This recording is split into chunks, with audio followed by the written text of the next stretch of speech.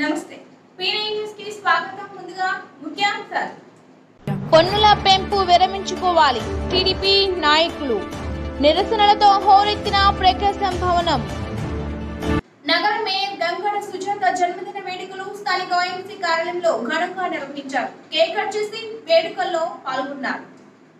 అధికారులు, కార్పొరేటర్లు, వైసీపీ నాయకులు మేయర్కు పుష్పగుచ్చాలు ఇచ్చి జన్మదిన శుభాకాంక్షలు తెలిపారు. ఈ కార్యక్రమంలో commissioner K Bhagyalakshmi, ME Sundararamireddy, సిబ్బంది పాల్గొన్నారు.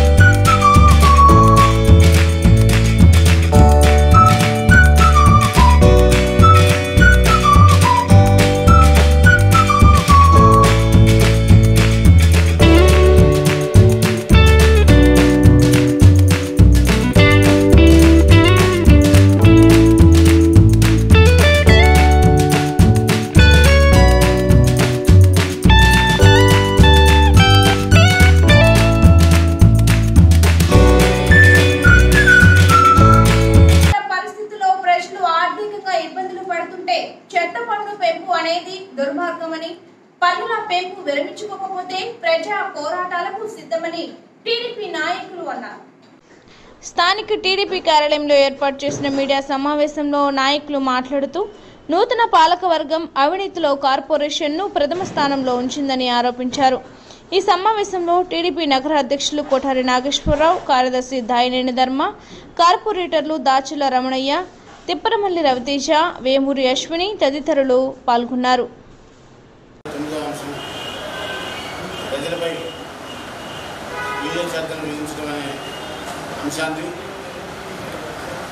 ముందుగా గౌరవ మేయర్ గారు ఇనాస్పిరేషన్ అండ్ గ్రాటిఫై చేయడం, ముందుపై కౌన్సిల్లో మేము చర్చించడం, మేము డిసిషన్ తెలియజేయడం, మేము కోడేమ వద్దకెళ్ళి నిరసన తెలియజేయటం జరిగింది. ఏదైనా ప్రజలపై లీజర్ ఛార్జీలు విధించేటప్పుడు వాటి యొక్క వివరాలు డ్రాఫ్ట్ నోటీస్ ద్వారా పన్నుదారులకు నోటీసు బోర్డు నందు మరియు నగరం నందలి ఇతర ముఖ్యమైన ప్రదేశాలందు డిస్ప్లే చేసి మరియు పేపర్ నందు ప్రకటించి వారి అభ్యంతరాలను తీసుకొని వారి అభ్యంతరాలను సరిదిద్దుతూ పూర్తిగా యూజర్ ఛార్జీలను విధించవలసి ఉంటుంది. ఆ ప్రొసీజర్ నేను ఫాలో కాకుండా యూజర్ ఛార్జ్ సబ్జెక్ట్స్ ప్రజలకి సంబంధించిన ఏవైతే ఉన్నాయో ఆ అన్నింటి పనుల మీద చేయించుకోవడానికి, ఆ పనులు చేయించుకోవడానికి ప్రజలు కార్పొరేషన్కి వెళ్ళినప్పుడు వారు డబ్బులు ఉందే పనిచేసే పరిస్థితి లేదు. ఇది స్పెషల్ ఆఫీసర్ నుంచి కొనసాగుతుంది, స్పెషల్ ఆఫీసర్ పీరియడ్ నుంచి కొనసాగుతుంది. కానీ ప్రజాప్రతినిధులు ఎందుకు కాబట్టి కౌన్సిల్ వచ్చిన తర్వాత కూడా తగ్గలేదు, ప్రజలను ఇబ్బంది పడుతున్నారు. కాబట్టి నేను కార్పొరేషన్లోని అన్ని విభాగాలకి సంబంధించిన అధికారులు కానీ సిబ్బంది కానీ తెలియజేసేది ఏంటంటే ప్రజలను ఇబ్బంది పెట్టద్దు, అవినీతికి పాల్పడద్దు. కౌన్సిల్ హాల్లో సమావేశం నిర్వహించడం జరిగింది. ఆ సమావేశంలో 25 అజెండాలను ప్రతిపాదించారు. కౌన్సిల్ సభ్యులకు 25 అజెండాలు 25 అంశాలను పొందుపరిచారు. అందులో 9వ అంశం అయినటువంటి వినియోగదారుల ఛార్జీ చెత్త పన్ను అంశం ప్రస్తావనకు వచ్చినప్పుడు ప్రజలపై ప్రస్తుత కరోనా పరిస్థితుల్లో ఆర్థికంగా చితికిపోయిన ప్రజలపై ఈ పన్ను భారం వేయకూడదని చెప్పి మేము నిరసన కార్యక్రమం తెలియజేయడం జరిగింది. అదేవిధంగా డీసెంట్ను కూడా ఇవ్వటం జరిగింది మేయర్ గారికి మరియు అదేవిధంగా కమిషనర్ గారికి. మేము పోడియం చుట్టుముట్టి నిరసన కార్యక్రమం తెలియజేసే సమయంలో మేయర్ గారు మమ్మల్ని మా స్థానాల్లో వెళ్ళి కూర్చోండి అని ఆయన అడగాలి, లేదంటే సస్పెండ్ చేసి ఆయన చర్యలు తీసుకోవాలి. అట్లా కాకుండా 10వ అంశం నుంచి 25వ అంశం వరకు ఎటువంటి చర్చ లేకుండా ఆమోదం తెలిపేసుకున్నారు. అసలు అంశాలు చర్చించకుండా ఏ విధంగా మీరు ఆమోదం తెలిపేసుకుంటారని మేము ఈ పత్రికా ముఖంగా అడుగుతున్నాం. ఇది ప్రజలను మోసం చేయటమే ఎట్టి పరిస్థితుల్లో.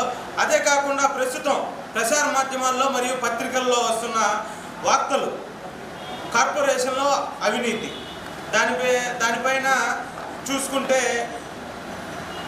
వైసీపీ ముఖ్య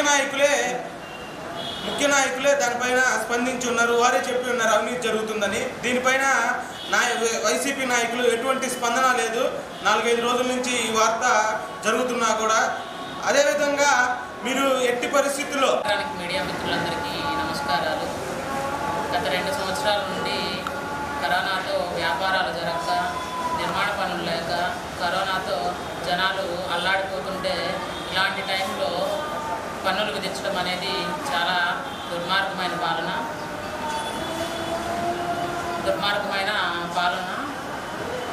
ఆంధ్ర రాష్ట్రం ఏర్పడినప్పటి నుండి ఎంతోమంది రాజకీయ నాయకులు అధికారాలు చేపట్టిన ఇలా రిజిస్ట్రేషన్ వాల్యూ ప్రకారం పన్నులు విధించడం అనేది ఎక్కడా ఏ దాఖలాలోనూ లేదు. ఈ జగన్ ప్రభుత్వం అధికారం చేపట్టినప్పటి నుండి రిజిస్ట్రేషన్ వాల్యూ ప్రకారం పన్నులు విధించడం అనేది ప్రజల నడ్డి వెరగొట్టడం లాంటిది. ఆనాడు టీడీపీ హయాంలో మాజీ ముఖ్యమంత్రి వర్యులు నారా చంద్రబాబు నాయుడు గారు ప్రజల మీద ₹1 కూడా పన్ను భారం విధించకుండా ఎంతో చక్కగా పరిపాలన కొనసాగించారు. ఇప్పటికైనా ఈ మూర్ఖపు ముఖ్యమంత్రి పునరాలోచనతో ఒక నూతన విధానంతో రాష్ట్ర ప్రభుత్వం జారీ చేసిన జీవోను వెంటనే రద్దు చేయాలని మేము మా టీడీపీ తరఫున మా జనార్దన్ గారి నాయకత్వంలో మేము డిమాండ్ చేస్తూ ఉన్నాము. అది అలా ఉంటే నగరపాలక సంస్థలో ప్రజాభిప్రాయ సేకరణ లేకుండా ఎవరి కార్పొరేటర్ సలహా తీసుకోకుండా ఒక గజెట్ నోటిఫికేషన్ ఇవ్వకుండా ఇనాంటిసిపేషన్ ఆర్డర్ ఇవ్వడం అనేది ఎంతవరకు సమంజసం? ఈ మధ్య టీవీ5లో ఒంగోలు నగరపాలక సంస్థపై వసూళ్ల జాతర ఇబ్బందులు పడుతున్న సమయంలో కనికరం లేకుండా కొత్తగా పన్నులు విధించడాన్ని తెలుగుదేశం పార్టీ తరఫున మేము ఖండిస్తున్నాం.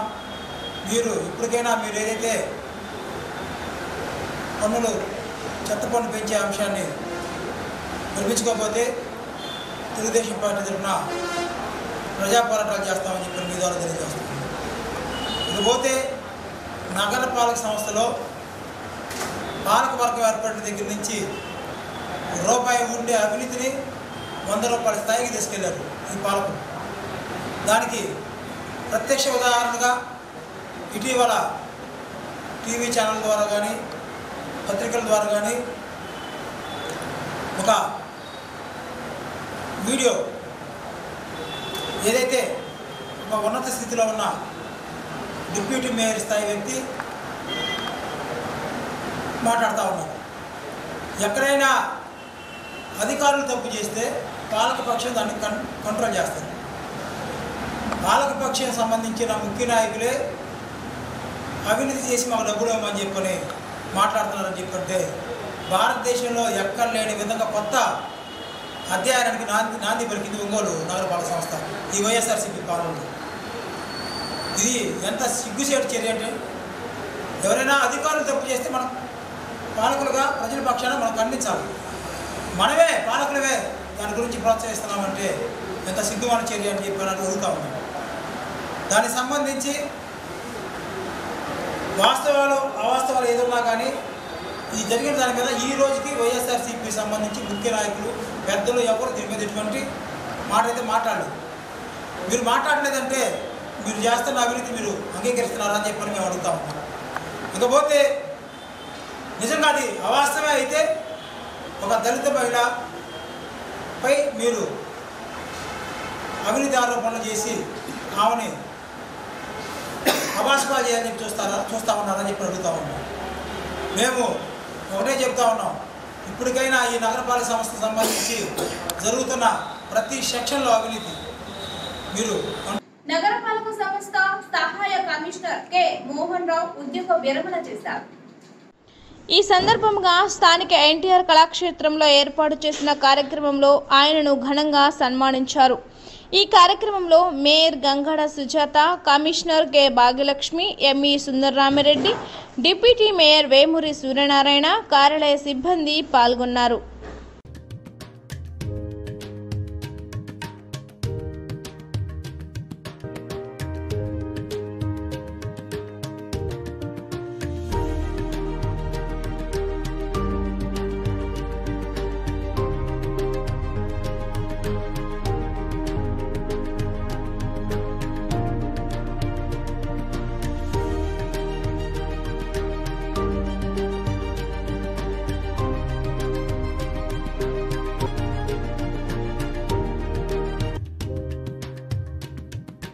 ఏ నిమిషాలు చేసినప్పుడు కూడా మరొక నిమిషంలో శానిటేషన్ యాక్టివిటీస్ అనేది ఉంటాయి.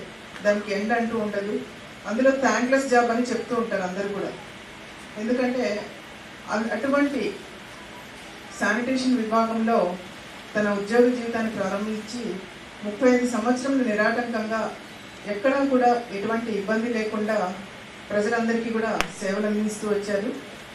ముఖ్యంగా చెప్పాలి అంటే నేను ఇక్కడికి వచ్చినటువంటి ఈ 6 నెలల సర్వీస్లో ఏ రోజు కూడా నేను మన అసిస్టెంట్ కమిషనర్కి ఏ వర్క్ చెప్పినా కూడా ఇది కాదు, తన సెక్షన్కి కాకపోయినప్పటికీ కూడా ఇది నాది కాదు, ఇది నా సెక్షన్ కాదు అనుకోకుండా ప్రతి క్షణం కూడా అధికారులు కానీ మన పోలీస్.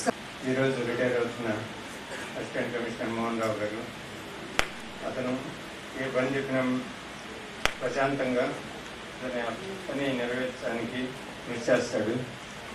గాబరా కాకుండా చాలా నిదానంగా ఆ పనిని ఎట్టి పరిస్థితుల్లో కంప్లీట్ చేసి రిపోర్ట్ చేస్తుంటాడు. అతని అసిస్టెంట్ కమిషనర్గా ప్రమోషన్ అయినప్పటి మాకు డైలీ ఉదయం సాయంత్రం రోజు ఏదో ఒక సమయంలో అతనితో ఇంటరాక్ట్ అవ్వడం జరుగుతుంది. అతనితో ఏదో ఒక శానిటేషన్ ప్రాబ్లం కానీ ఈ వాలంటీర్స్ ప్రాబ్లమ్స్లో అతను ఏ పని చెప్పినా కూడా నిబద్ధతతోటి టైంకి కంప్లీట్ చేసేసి అతని నిజాయితీ నిరూపించుకునేవాడు. అతని రిటైర్మెంట్ లైఫ్ ఫోన్ చేసినా, కాల్ వెయిటింగ్ వచ్చినా కానీ, అందుబాటులో ఉన్నా కానీ లేకపోయినా కానీ వెంటనే ఆ కాల్ని చూసుకొని ఆయన రెస్పాండ్ అయ్యే మనస్తత్వం అయింది. నిజంగా చాలా నేనైతే చూడలేదు దర్శిని, ఇప్పుడే మన మిత్రుడు కూడా చదివాడు, కార్పొరేటర్ కూడా. అందులో రాసినవన్నీ కూడా ఉన్న వాస్తవాలు. నేను మొన్న ఎల్ భాస్కర్ గారు రిటైర్మెంట్ రోజు కూడా మోహన్ రావు గారిని అడిగాను, సార్ మీకు ఎన్ని సంవత్సరాలు ఉందంటే ఎంతండి, నాకు కూడా 3 months అంటే మీరు కూడా ఏదైనా మున్సిపాలిటీ సేవల్లో కూడా రావచ్చు కదా సార్ అంటే వెంటనే ఆయన అయ్యో లేదు ఇప్పుడు మీరు యొక్క వార్డులో వరకు తిరుగుదామని చెప్పి మా వార్డులో గంట బాగా పెట్టాడు. 7:30 తిరుగుతుంటే ఇంకా చెత్త తీసేయలేదు, అంటే టైం పట్టిద్దాము. సరే ఈ ఫోటోలు తీసి సార్ నెంబర్గా సార్కి పెట్టారు. తర్వాత గాంధీబొమ్మ దగ్గరికి పోతే డ్రైనేజీ ఫుల్ అయ్యి వస్తూ ఉంది, సార్ నెంబర్కి పెట్టారు. ఎమ్మడ సార్ 10 నిమిషాల్లో ఆ సచివాలయం శానిటైజ్ సెక్రటరీ, శానిటైజేషన్ మేస్త్రి, శానిటైజ్ ఇన్స్పెక్టర్ నాకు ఫోన్ చేసి సార్ గాంధీ రోడ్ ఫస్ట్ రౌండ్లో తీస్తాం, సెకండ్ రౌండ్ 8ంటికి ఇస్తాం సార్ అన్నారు. ఈ లోపల గాంధీ రోడ్ వెళ్ళినప్పుడు సార్ బడి పెట్టుకుని కూర్చోరు ఎక్కడ గాంధీబొమ్మ దగ్గర నా దగ్గరికి ఎప్పుడైనా వస్తే నాతో మాట్లాడాలన్నా కూడా అమ్మ మీకు మాట చెప్పొచ్చినా, నేను ఆ మాట చెప్పాలనుకుంటున్నాను చెప్పొచ్చినా అని అడగడానికి కూడా, అంటే ఒక విషయం గురించి నాతో చెప్పాలని కూడా చెప్పడానికి కూడా పర్మిషన్ తీసుకొని చెప్పే సంస్కారం ఈ రోజుల్లో కొద్దిమందికే సాధ్యం. అలాంటి వాళ్ళలో మరి మన మోహన్ రావు గారు ఉండడం కూడా చాలా సంతోషం. ఇంకా వారి యొక్క వ్యక్తిగత జీవితం గురించి మరి వారి కోడలు గారు చెప్పినట్లుగా, అలాగే వారి యొక్క వ్యక్తిత్వం గురించి మరి తోటి ఎంప్లాయీస్ చెప్పిన విధంగా వారందరిలో కూడా మంచి పేరు తెచ్చుకున్నారు. నిజానికి మరి యొక్క మన కార్పొరేషన్ పరిధిలో మన వర్క్ అనేది 24 hours ఉంటుంది. కానీ ఉదయం 5 గంటల నుంచి కూడా ఎప్పుడు పడుకుంటారో, ఎప్పుడు వస్తారో, ఎక్కడ పని అవ్వగానే ఈ శానిటేషన్ పని అవ్వగానే మళ్ళీ ఆఫీసులో కూర్చుంటారు, మళ్ళీ ఫీల్డ్లోకి వెళ్తారు. అలాగే నిరంతరము కూడా గడియారంలాగా తిరుగుతూ మరి అందరిలో కూడా మంచి పేరు తెచ్చుకున్నటువంటి వ్యక్తి ఈ రోజున మరి పదవి విరమణ చేయడము. ఎందుకంటే అలాంటి ఆల్ ఇన్ వన్ దొరకడం అనేది చాలా కష్టం ఇప్పుడు ప్రస్తుత పరిస్థితుల్లో. అలాగే రోజు రోజుకి చాలామంది మరి ఎంప్లాయీస్ రిటైర్డ్ అవుతూ ఉంటే మనకి కొరత కూడా వస్తుంది. కాబట్టి ఎందుకంటే ఇది ఒక పెద్ద సంస్థ, ఈ పరిపాలనా వ్యవస్థలో ఏ ఇద్దరు ఆబ్సెంట్ అయినా కూడా మనకి చాలా ఇబ్బంది అవుతుంది. అలాగే మరి కొరత వస్తూ ఉంది. ఇప్పటికే చాలామంది రిటైర్డ్ అవుతున్నారు. అలాగే అంతకుముందు కూడా మరి కొంతమంది ఏఈలు, వీళ్ళందరూ డిఈలు, వీళ్ళంతా మనకు చాలా అవసరం. ఇప్పటికే ఉద్యోగులు కొరత ఏర్పడుతుంటే ఇంకో ప్రక్క నుంచి మరి ఇలా రిటైర్డ్ అవుతూ ఉండడం అనేది చాలా బాధాకరమైన విషయం. ఏది ఏమైనప్పటికీ కూడా ఒక ఉద్యోగారు నేను ఎలా సమాధానం చెప్పాలి, దయచేసి ఇరిటేట్ అవ్వద్దు. వాళ్ళు రకరకాల పనులు చెప్తారు, దాన్ని దృష్టిలో పెట్టుకుని మనం చేస్తామని చెప్పాలి. కానీ అంటే వాళ్ళు చాలా హ్యాపీగా ఫీల్ అయ్యారు. అట్లాగే నేను ఎప్పటికప్పుడు ఈ ఉద్యోగం చాలు అనుకుంటా వచ్చాను. 82లో హెల్త్ అసిస్టెంట్లు అయ్యా, అది చాలు అనుకున్నా. 88లో శానిటరీ ఇన్స్పెక్టర్ అయ్యా, అది చాలు అనుకున్నాను. తర్వాత బందర్ మార్చారు, బందర్ నుంచి గుడివాడ నుంచి నసరాపేట వచ్చాను. నసరాపేట వచ్చిన తర్వాత ప్రమోషన్ మీద ఇక్కడ వేశారు. 2011లో ప్రమోషన్ ఇచ్చారు. ప్రమోషన్ ఇచ్చిన సంవత్సరానికి కార్పొరేషన్ చేశారు. కార్పొరేషన్ చేసినప్పుడు కార్పొరేషన్లో ఉంటే సీనియారిటీ పోయింది, ప్రమోషన్ రాదని తెలుసు. కానీ మున్సిపాలిటీలోకి వెళ్తే పోస్టులు రద్దు చేసేసారు, ఎస్ఎస్ పోస్టులు. అంటే 1 year ఎస్ఎస్ చేసి మన వెనక్కి వెళ్ళి శానిటరీ ఇన్స్పెక్టర్గా చేయడానికి మనసొప్పగా సరే ఇట్లాగే ఉండిపోయాను. ఈ ఉద్యోగం చాలులే మనకని చెప్పి అట్లాగే చేసుకుంటూ వచ్చిన వల్ల లేట్ అయిపోయింది నాకు ప్రమోషను. అయినా నేను ఎప్పుడు బాధపడలేదు. మనకి ఎంత మటుకు తృప్తి అంత మటుగా ఉన్నాను. ఇక లాస్ట్ మూమెంట్లో ఇక ట్రాన్స్ఫర్ ప్రమోషన్ వచ్చినప్పుడు ఇక 1 year లోపు ఉంది కాబట్టి సరౌండింగ్ దర్శనదామని చూశాను, కుదరలేదు. గవర్నమెంట్ మినిస్టర్ గారిని అడిగి సమయానికి ఆ కృష్ణమూర్తి గారు అసిస్టెంట్ కమిషనర్ రిటైర్ అవటం, అప్పుడు బ్యానర్లు పెడతాం, సార్ దగ్గరికి వెళ్తాం, లెటర్ నాకన్నా ముందు ఇంకా వేరే ఒకరికి లెటర్ ఇచ్చారు. ఇచ్చి తర్వాత తెలుసుకుని ఆయనే మినిస్టర్ గారికి ఫోన్ చేశారు, మున్సిపల్ మినిస్టర్ గారికి. అతనికి కాదండి ఇతనికి ఇవ్వాలని చెప్పి లోకల్గా నా శ్రేయోభిలాసులు వాళ్ళు ప్రోద్బలంతో ఇచ్చారు.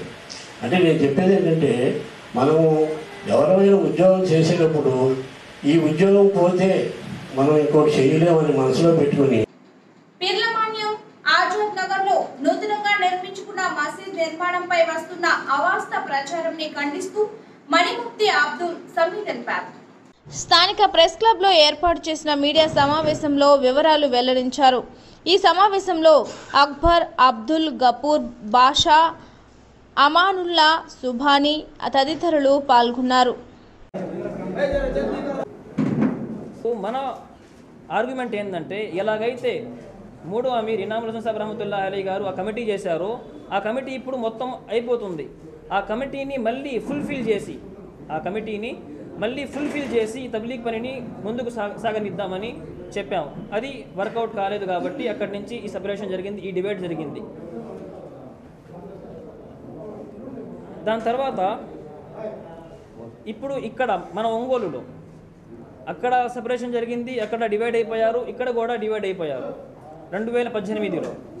ఇప్పుడు ఈ గొడవకి సొల్యూషన్ ఏమిటి? దీని గురించి తెలుసుకోవడానికి సాక్షాత్తు నేను, నాతో పాటు 12 మంది ఉలమాలు అంటే మత గురువులు, దాంట్లో పెద్దగా మౌలానా అబ్దుల్ రహీం సాబ్ దామత్ బర్కాతుహుం ఇస్లాంపేట 2nd లైన్ మక్కా మసీదులో వాళ్ళు ఇమామ్గా ఉన్నారు. ఆయన మా అందరినీ తీసుకెళ్ళి నిజాముద్దీన్లో ఈ గొడవకి సొల్యూషన్ ఏమిటి, దీనికి పరిష్కారం ఏమిటి, ఇలా కొట్టుకునే ఉండాలా లేకపోతే ఏమైనా దీని పరిష్కారం చేసుకొని ఎవరికి వాళ్ళు పని చేసుకోవాలా అనే దాని మీద మాట అక్కడికి వెళ్ళి తెలుసుకున్నాము. దాని కాపీ, వాళ్ళ సంతకాలు అన్నీ మన దగ్గర ఉన్నాయి. 12 మంది సంతకాలు మన దగ్గర ఉన్నాయి. దాంట్లో మొదటిగా మౌలానా అబ్దుల్ రహీం సాబ్ దామత్ బర్కాతుహుం ఇస్లాంపేట 2nd లైన్ ఇమాం, ఆయన మా గురువు గారు, ఆయన సంతకం ఫస్ట్లో ఉంది.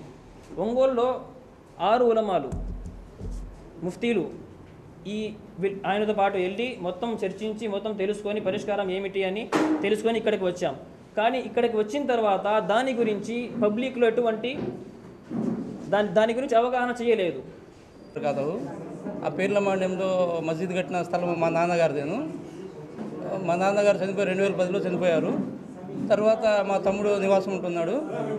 అది మా ముగ్గురి మీద ఉన్నది. ఇంకా ఏదో మసీద్ సమస్య వచ్చింది కాబట్టి, ఏదో మసీద్ మంచి కార్యం, పుణ్యకార్యం కాబట్టి దానికి కట్టుకోవడానికి మేము అనుమతి ఇచ్చాము. మన 10వ తారీఖున జూన్ 10వ తారీఖున మసీద్ నిర్మాణం జరిగింది. ప్రార్థన నడుస్తుంది అప్పటి నుంచి. కానీ డిమాండ్ అంటే మసీదు ఒక పుణ్యకార్యము, ఒక మంచి కార్యం కోసం మేము అనుమతి ఇచ్చి ఆ స్థలాన్ని కేటాయించాము. కానీ దాన్ని అమ్మారు అని మేము కొన్నట్లుగా ప్రచారం చేసి దుష్ప్రచారం నడుస్తుంది. అది అమ్మకం ఏం జరిగింది లేదు. ఒక పుణ్యకార్యం కోసము మా నాన్నగారి పేరు మీద మంచి జరుగుతుందనే ఉద్దేశంతో మేము ఆ ఇంటిని వక్ఫ్ చేశారు కాబట్టి ఆ ఇంట్లో నమాజ్ చదువుకుంటున్న సంరక్షణలో కొంతమంది జమాతులు అని 2 వర్గాలుగా ఉన్నారని చెప్పి ఉద్దేశంతో కొంతమంది ఆ జమాతు వాళ్ళు వీళ్ళని మా పేటలో ఉన్నటువంటి మాకు రెచ్చగొట్టి మసీదుని పడగొట్టేదాకా తీసుకొచ్చినటువంటి వ్యక్తుల్ని ముందు వాళ్ళ మీద చట్టపర చర్య తీసుకోవాలి, వాళ్ళని అరెస్ట్ చేయాలి. రెండోది, మసీదుని ఎవరైతే పడగొట్టారో వాళ్ళని ఇమ్మీడియట్లీ అరెస్ట్ చేయాలని చెప్పేసి మా డిమాండ్. రెండోది, ఎక్కడైతే కూల్చారో అదే మసీదుని పునర్నిర్మాణం జరిపించాలి. మంత్రి గారి దృష్టికి తీసుకెళ్ళిన తర్వాత మీరు మసీద్ కట్టుకోండియా అని చెప్పి మాకు వాగ్దానం చేయడం జరిగింది. తర్వాత ఈలోగా ఏంటంటే డిఎస్పీ గారు మనం బైండర్ చేయించడం, తర్వాత వాళ్ళ మీద కంప్లైంట్ పెట్టడం, ఇవన్నీ చాలా ప్రాసెస్ కొద్దిగా వెనక్కి లాగేశారు. అందుకని మా AP municipal workers employees federation CITU ఆధ్వర్యంలో స్థానిక కలెక్టరేట్ వద్ద ధర్నా నిర్వహించారు. నాయకులు మాట్లాడుతూ మున్సిపాలిటీల్లో పనిచేసి చనిపోయిన కార్మికులు మరియు అనారోగ్యంగా ఉన్న కార్మిక కుటుంబ సభ్యులలో ఒకరికి పని కల్పించాలని డిమాండ్ చేశారు. అక్రమంగా తొలగించిన కార్మికులకు 5 లక్షలు రిటైర్మెంట్ బెనిఫిట్స్ కల్పించాలని అన్నారు. ఈ కార్యక్రమంలో ఫెడరేషన్ అధ్యక్షులు Gopi, working president Srinivasarao, working secretary Sriram Srinivasarao మరియు కార్మికులు పాల్గొన్నారు. 5 లక్షల రూపాయల రిటైర్మెంట్ బెనిఫిట్స్ ఇవ్వాలి. 5 లక్షల రూపాయల గ్రాట్యుటీ తొలగించిన కార్మికులందరికీ 5 లక్షల రూపాయల గ్రాట్యుటీ తొలగించిన కార్మికులందరికీ 5 లక్షల రూపాయల గ్రాట్యుటీ వర్ధిల్లాలి కార్మికుల ఐక్యత, నశించాలి కార్మికుల పట్ల రాష్ట్ర ప్రభుత్వం ఉండి వైఖరి, రాష్ట్ర ప్రభుత్వం ఉండి వైఖరి, కార్మికుల ఐక్యత, కార్మికుల ఐక్యత తీసుకోవాలి. తొలగించిన కార్మికులందరినీ పనిలోకి, తొలగించిన కార్మికులందరినీ పనిలోకి, కడుపు కొట్టద్దు కార్మికులే, కడుపు కొట్టద్దు కార్మికులు. మున్సిపల్ కార్మికులందరినీ ఆప్కాస్లో మేము నమోదు చేశాం. ఆప్కాస్లో 60 సంవత్సరాలు నిన్నటువంటి వాళ్ళందరినీ కూడా కంప్యూటర్ ఆన్లైన్లో తీసేయడం జరుగుతుంది. ఆ కారణం రీత్యా మేము వీళ్ళని తీసేస్తామని చెబుతున్నారు. నేను అడుగుతున్నాను మున్సిపల్ కమిషనర్ గారిని, ప్రభుత్వాన్ని. ఒంగోలు కార్పొరేషన్లో 10 మందిని తీసేస్తే వాళ్ళలో 8 మందికి ఆప్కాస్లో చేరినప్పటికీ 60 సంవత్సరాలు నిండిపోయినాయి. 2020 ఆగస్టులో ఆప్కాస్ అమలైంది. ఆ పాటికే 60-62 సంవత్సరాల నుంచి పనిచేస్తున్నట్టు వయసు కలిగినటువంటి వాళ్ళు ఎలా కంప్యూటర్లో ఫీడ్ చేస్తారని చెప్పేసి మేము అడుగుతున్నాం. 6 మాసాలు గడవకముందే వాళ్ళకి ఎలా 60 సంవత్సరాలు పూర్తి అని చెప్పేసి మీ కంప్యూటర్ చెబుతుంది. కాబట్టి కంప్యూటర్ మీద, ఆప్కాస్ మీద కారణాలు చెప్పి మీరు కార్మికుల్ని కడుపు కొట్టడం అనేటటువంటిది దుర్మార్గమైన చర్య. అందువల్ల పాలకవర్గము, మున్సిపల్ అధికారులు తక్షణమే ఆ విధానాన్ని మానుకొని తొలగించిన కార్మికులందరినీ కూడా పనిలోకి తీసుకోవాలని చెప్పేసి మేము డిమాండ్ చేస్తున్నాం. 1991 నుంచి ఒంగోలు కార్పొరేషన్లో కార్మికులు పనిచేస్తూ ఉన్నారు. గత 20 సంవత్సరాల నుంచి ఆ రోజు కూలి 50 రూపాయలు, 50 రూపాయల నుంచి ఈరోజు 18,000 రూపాయల జీతం వచ్చేంత వరకు రేత్రి పగులు కష్టం చేస్తూ ఉన్నారు. వాళ్ళ శరీరంలో శక్తి ఉన్నంత వరకు పనిచేసుకోవాలి. 60 సంవత్సరాలు నిండిన వాళ్ళని తీసేయమని చెప్పి ఏ జీవో లేదు. ఏ జీవో లేకుండా కంప్యూటర్ పేరు చెప్పి అకారణంగా ఇక్కడ జిల్లాలో కార్మికుల్ని తొలగించడం అనేటటువంటిది దుర్మార్గమైన చర్య. వాళ్ళ కుటుంబాలన్నీ ఈరోజు వీధిని పడిపోయినాయి. అందుకే మేము అడుగుతున్నాం, మేము పని చేయలేకపోతే మేమేం అనుకుంటాం. ఇంతకాలం మేము పనిచేసిన దానికి కనీసం 5 లక్షల రూపాయల రిటైర్మెంట్ బెనిఫిట్స్ ఇచ్చి మమ్మల్ని పనులు ఆపేయమని చెప్పేసి మేము అడుగుతున్నాం. ఇన్ని సంవత్సరాలు చాకరీ చేస్తూ ఉన్న, రేత్రి పగులు కష్టపడి పనిచేసి ప్రజలకు సేవలు అందిస్తున్నటువంటి మాకు ఎటువంటి ముందస్తు నోటీసు లేదు, హెచ్చరికలు లేవు, గ్రాట్యుటీ లేదు, పిఎఫ్ బకాయిలు అలాగే ఉన్నాయి, ఈఎస్ఐ బకాయిలు అలాగే ఉన్నాయి. ఇవన్నీ ఏవి క్లియర్ చేయకుండా కార్మికులు తొలగించేటటువంటి రైటు ఏ మున్సిపల్ కమిషనర్కి కాంట్రాక్ట్ లేబర్ యాక్ట్ ప్రకారం లేదు. అందువల్ల చట్టాలను ఉల్లంఘిస్తున్నటువంటి అధికారుల మీద బౌద్ధ క్షేత్రాలను ప్రభుత్వం రక్షణ కల్పించాలని డిమాండ్ చేస్తూ కలెక్టరేట్ వద్ద ఒంగోలు బుద్ధ విహార్ ట్రస్ట్ ప్రజా సంఘాల ఆధ్వర్యంలో ధర్నా నిర్వహించారు. సంఘ నాయకులు మాట్లాడుతూ మదనపల్లి బుద్ధుని కొండపై మరియు నాగ్లోక్ బుద్ధ విహార్లో బుద్ధుని విగ్రహాల తలలను ధ్వంసం చేసిన దుండగులను శిక్షించాలని డిమాండ్ చేశారు. ఈ కార్యక్రమంలో చుండూరి రంగారావు, సంఘ నాయకులు పాల్గొన్నారు.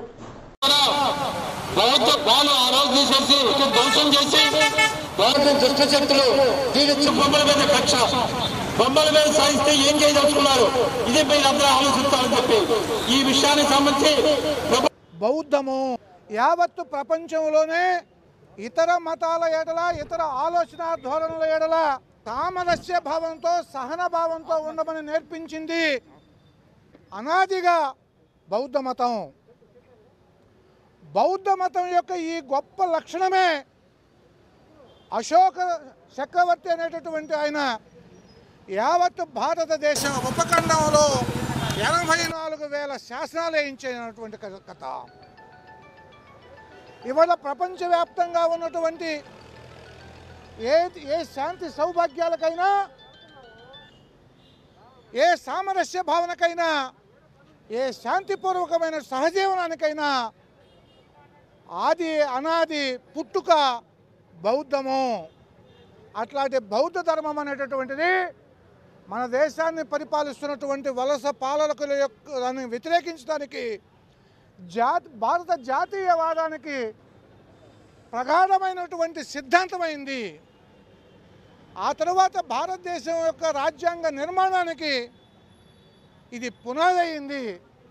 అలాంటి ఈ సామరస్య భావనకు పుట్టినలైనటువంటి బౌద్ధాన్ని ఈ దేశంలో ప్రవహించినటువంటి యావత్ ప్రపంచ మానవాళి సౌభాగ్యానికి అవతరించినటువంటి ఈ శాంతికామిక సందేశాన్ని నాశనం చేద్దామని ఆ రోజుల్లో ఉండేటటువంటి మతత్వాదాలే కాకుండా 12వ శతాబ్దం తర్వాత ఇవాళ మళ్ళీ గత కొన్ని సంవత్సరాలుగా మతతత్వవాదం అనేటటువంటిది ప్రబలమయ్యి భారత జాతీయవాదము భారత రాజ్యాంగాలకు విరుద్ధంగా వ్యవహరిస్తూ అసహనంతో అశాంతితోటి దుర్మార్గంగా దుండగీడుతనంతో హింసావాదంతో ఇలాగ పెళ్ళొప్పకడాన్ని మేము తీవ్రంగా ఖండిస్తూ సామరస్యంగా జీవించేదానికోసరము సమతాభావంతో జీవించేదానికోసరము మొత్తం కలుసుకొని అక్కడ ఉన్నటువంటి 5 గ్రామాలతో ఒక 5 సంవత్సరాల నుంచి ఆ ప్రయత్నం చేస్తూ 1.5 సంవత్సరం ముందు అక్కడ ఉన్నటువంటి 5 గ్రామాల్లో ఉన్నటువంటి బేల్దారు మేస్త్రీలు అనేటువంటి దళిత బహుజనులందరినీ కలుపుకొని స్వచ్ఛందంగా వారం రోజులు పనిచేస్తారు. ఆదివారము ఆ కొండను దారి ఏర్పరుస్తారు.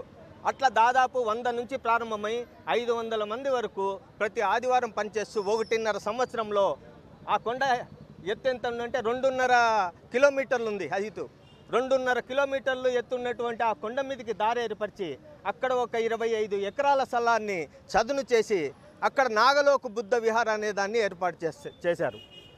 ఆ బుద్ధ విహారం ఏర్పాటు చేసే క్రమంలోనే సాంస్కృతిక ఉత్సవాలను జరిపారు. ఎప్పుడు 2020 ఫిబ్రవరి 29 మార్చి 1వ తారీఖు 2 రోజులు ఉత్సవాలు జరిపి దీనికి ఎమ్మెల్యేలు స్పీకర్లు మంత్రులు స్పీకర్లు తర్వాత అక్కడ ఉన్నటువంటి చెన్నూరు ఆంజనేయ రెడ్డి గారు 4 విగ్రహాలను చెన్నూరు ఆంజనేయ రెడ్డి గారు మిథున్ చక్రవర్తి గారు నవాజ్ షరీఫ్ గారు తర్వాత రెడ్డప్ప గారు వీళ్ళు నలుగురు కలిసి 4 విగ్రహాలను ఆవిష్కరించి తర్వాత ఈ బుద్ధ విహారం ఏర్పాటుకు శ్రమిస్తున్నారు. ఈ లోపల కరోనా వల్ల ఆగిపోవడం వల్ల పోయిన మార్చి నుంచి ఒక విగ్రహాన్ని ధ్వంసం చేస్తే దాని మీద చర్య తీసుకున్నారు. కానీ అప్పుడప్పుడు చేస్తూ నిన్న పన్నుల పెంపు విరమించుకోవాలి టీడీపీ నాయకులు నిరసనలతో హోరెత్తిన ప్రకాశం భవనం. ఈ వార్త